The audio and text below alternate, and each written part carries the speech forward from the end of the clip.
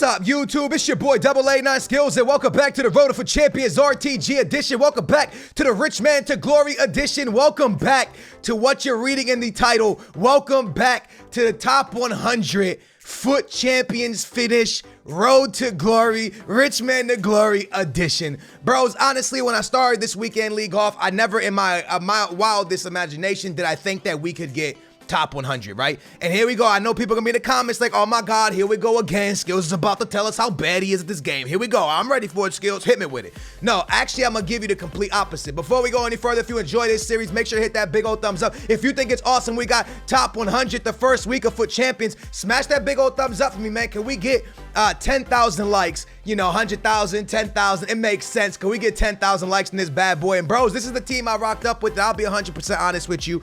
I mean, with a team like this, you probably should get top 100. I mean, realistically, let's be honest with each other. You give everyone a team like this, they're not going to get top 100. I know that. People will be like, oh, Skills, you're discrediting yourself, blah, blah, blah, blah, this. I get that. I'm not saying because it's a team, I got top 100. I'm not saying it's not, I didn't get top 100.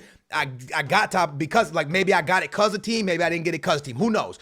But what I do know is, I didn't think I would get top 100 because of FUT Rivals. The one thing I gotta say is I don't remember last year, FIFA 18, if we got top 100 week 1 or week 2 on the Road to Glory. I think it was week 1, but I think we got it like week 2 and then week 3, like back to back. It was something very early on when we got top 100 on the Road to Glory last year. And this year, I mean, I surprised myself and come with a top 100 finish week 1. Now, the reason it was a surprise to me is not because, here you go, he's gonna say he's bad. No. When you go into FUT Rivals, right, I was playing against the top NA players from like Goal Machine to Fiddles to all the guys, man, all the very good NA players, man, I can name them all. And against some of them I beat them, and against some of them I put up a good game, and against some of them I got smacked, right? There was a game against Bernard that I showed on my channel where I lost like 7-1 or 8-1, and you know, I got the business, I got handed, man, he destroyed me, he handed it to me. And seeing those results told me like, all right, this is gonna be a tough weekend league, let's just try to get Elite 3, okay, let's just try to get into the Elite, get some Elite packs for the viewers, and we'll be Gucci gang, we'll be perfect, we'll be amazing. And then I started to get into the feel of things, and you guys saw I was 15-1 when this episode started, and the loss I took, I take nothing away from that guy. He beat me fair and square. I take nothing away from him, but it's a game that I really think with my team and the way, you know, if I was smarter, I could have walked away with an easy dub there.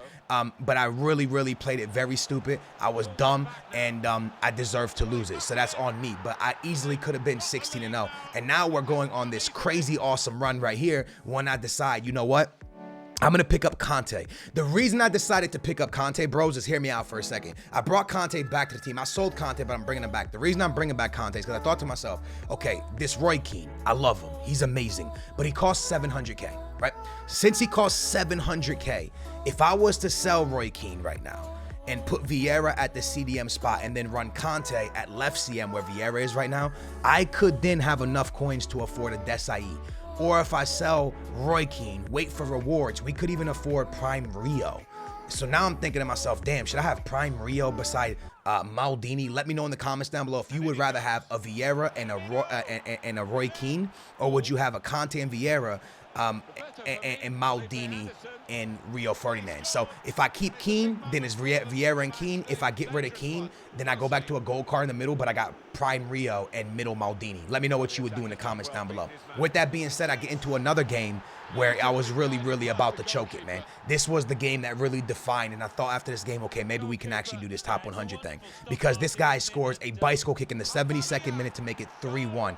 I'm looking straight at my second loss of the weekend league until the 77th minute when my boy Cristiano Ronaldo hits the post and scores.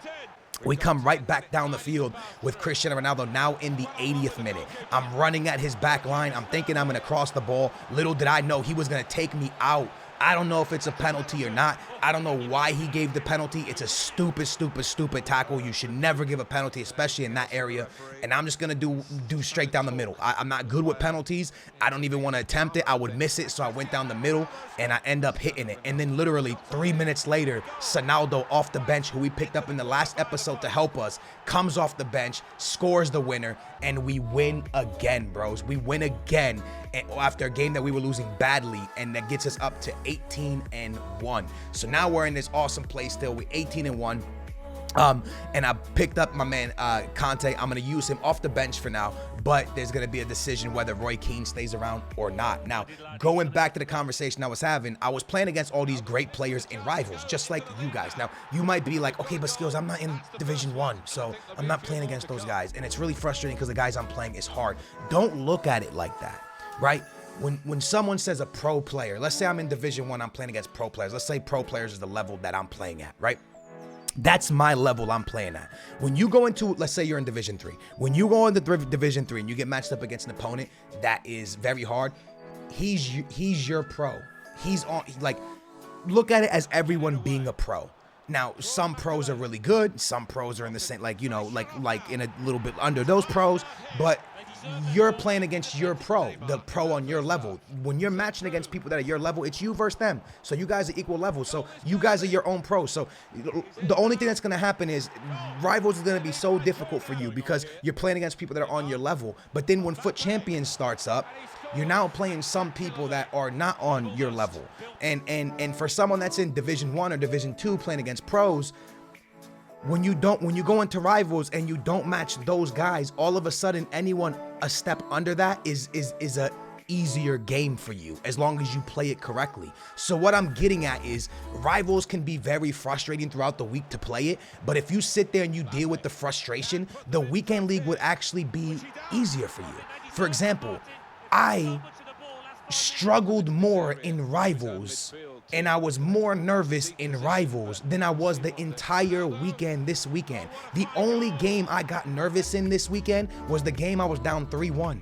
That's the only game, because I knew if I won that game and if I took a loss anywhere else down the line, we still could possibly get Elite 1. I was never thinking top 100. I was thinking 27 wins, Elite 1, let's get it. I get matched up against a fire team, a team equal to mine, just as good as mine, and we just come out the gates firing, bros. We play an unbelievable game of FIFA, and we're going to make sure that we stay undefeated in this episode. So what I'm trying to get at is, if you're playing Rivals and you're frustrated because the games are very difficult, know that that is going to get you to a level where you go into FUT Champions and a lot of games are going to be easy for you. And that's a good thing, bro. As a matter of fact, that's a great thing, because what happened last year in FIFA 18 and in FIFA 17, we built these teams and all of us built these awesome teams. And we were like, yes, this team is great. And we went into daily knockout tournaments to try the team. And then we're playing in the daily knockout tournaments and you're getting rage quits left, right, and center. And you're like, man, this team is fire. And then you went into the weekend league and it wasn't a real evaluation if your team was actually good or not.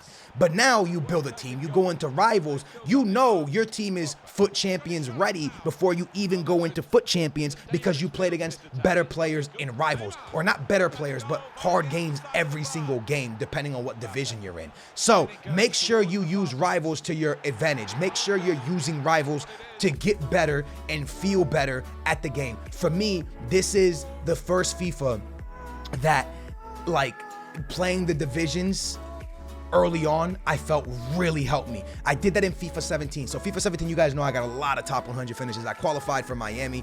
It was crazy. This is going to be our second loss of the weekend. And let me tell you, before I talk about the divisions, I was winning this game 1-0. My opponent would not come out the back, so I started passing the ball around the midfield line. I swear to God to you guys. I lose the ball in the 77th minute, and he beats me. And I told myself, I was like, I'm never doing that again. He would not bring anybody forward, bros. So I started passing the ball around my midfield, and I was like, whatever, dude. If you're not going to play me, I'm just going to hold the ball. I made one poor pass. He stole it. He scored. And after that, I could not stop him. And this was a dude that sat in the back the whole game. But once he got that goal, it was over, bros. I couldn't do anything. And he ends up beating me. And I told myself, man, if I would have just stayed 4-1-2-1-2 attacking, kept taking it to him, I probably would have made this guy rage quit. Another loss. I deserve it. I was an idiot. I played it poorly. So I go back to the conversation. FIFA 17. I played so much Division 1 the first 2 weeks that going into FUT Champions, I just felt like I knew everything about the game. And I liked the Rivals so much in the beginning that even though I was losing to a lot of the pros, I kept queuing in and I kept playing them and I kept taking the ass beating and I kept coming in, boom, boom, boom, boom, boom, boom. I kept playing them because I was like, yo, I'm going to get it right. I'm going to get it tight and I'm going to beast and I'm going to feast. Elite 3 has been achieved for the first time in the weekend league. We are 23-2 and I cannot lose another game if we want top 100. I get matched up against a great team, Hullet and Thierry Henry. So you know, I played so much FIFA 17 Division 1 that it felt good in my road to glory last year. And this is why I wanted to wait on the road to glory. A lot of people are like, Skills, why are you waiting on the road to glory? When you're doing a road to glory, you can't spam through divisions right away because you're doing so many other things to be able to buy players to have a team for the weekend league. Squad battles, this, that. So by the time you get to Division 1, FUT Champions already rolled around. You didn't get real time to practice against the really better players, and then you go into FUT Champs and you're just not ready. I told myself, okay, I'm gonna do what I did in FIFA 17. I'm gonna build a big team. I'm gonna play FUT Champs. I'm gonna play the rivals. I'm gonna learn the game, and once I know the game, I'm gonna do my RTG. Because the thing about it is, it doesn't matter what team you have. It doesn't matter if you got a mega team, a road to glory team, a bronze team. If you play against high-rated players, if you play against players on your level, it's only going to make you better. It's only going to up your level. You know what I mean? It's like when Real Madrid and Barcelona play a lot of the teams at the bottom of the BBVA.